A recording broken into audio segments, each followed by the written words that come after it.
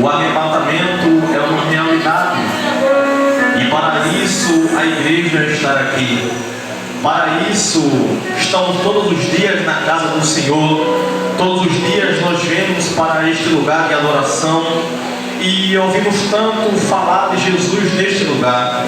O arrebatamento é uma verdade absoluta sobre a igreja, que um dia a gente vai subir aos céus e vai se encontrar com Cristo, a qual está escrito em 1 Tessalonicenses, capítulo 14, verso 16, vai falar que o mesmo Senhor descerá do céu com voz de arcanjo e de alarido e de trombeta de Deus, e os mortos em Cristo ressuscitarão primeiro, e depois nós que ficarmos seremos arrebatados juntamente com Ele nas nuvens, ou seja, nos encontraremos com Cristo.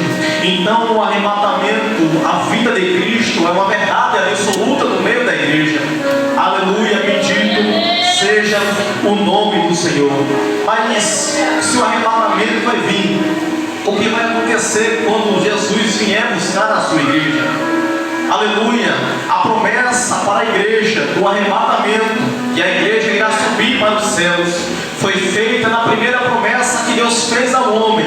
Quando Deus, aleluia, quando o homem peca, e Deus, na sua onisciência, já sabendo que o homem iria pecar, já sabendo que o homem iria falhar por conta do pecado do homem, aleluia, do pecado do homem, do pecado da mulher, Deus já sabia, aleluia, porque Deus é onisciente, onde